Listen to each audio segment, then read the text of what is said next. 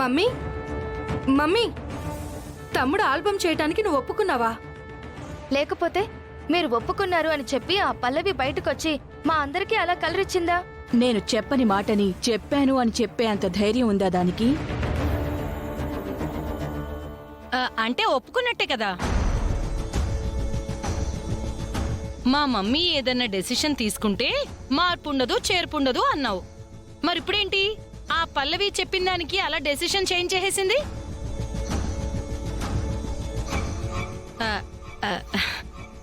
అంటే వీళ్ళందరూ ఆశ్చర్యపోతున్నారు, అందుకే అలా అడుగుతున్నాను. అవును మమ్మీ, ఆ పల్లవి అంటే నీకు అసలు నచ్చదు. అది ఇంట్లో ఉండటమే నీకు ఇష్టం లేదు. అలాంటిది అది చెప్తే దాని మాట నువ్వెలా విన్నావు?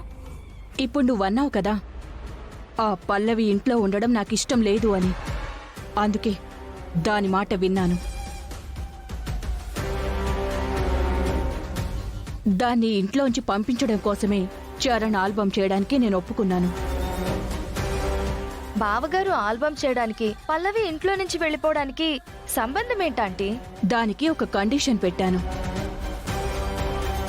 నువ్వు పెట్టిన కండిషన్లేవో చెప్పిందిలే. ఈ ప్రయత్నంలో కనుక చరణ్ ఓడిపోతే మళ్ళీ గిటార్ పట్టుకోకూడదని చెప్పావంట కదా.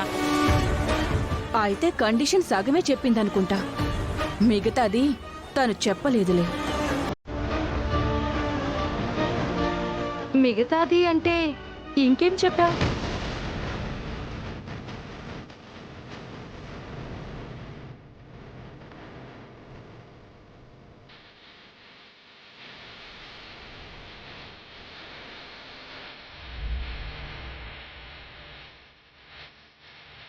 అయితే చరణ్ ఖచ్చితంగా గెలుస్తాడని పల్లవి చెప్తోంది.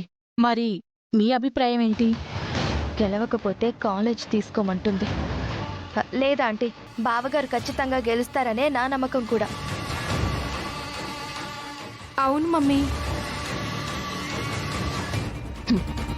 కానీ గెలవకూడదు. గెలవడు. అయితే తమ్ముడు ఈ ప్రయత్నంలో ఓడిపోవాలని నేను కూడా కోరుకుంటాను మమ్మీ. ఎందుకంటే వాడు ఓడిపోవటం నాకిష్టం ఉండదు. కానీ పల్లవి బయటికి వెళ్ళిపోతుందన్నావు కదా, అది బయటికి పోవటం కోసమైనా తమ్ముడు ఓడిపోవాలి.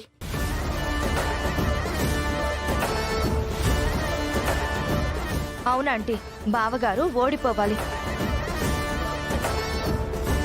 ఆ పల్లవి పేడ విరగడైపోవాలి.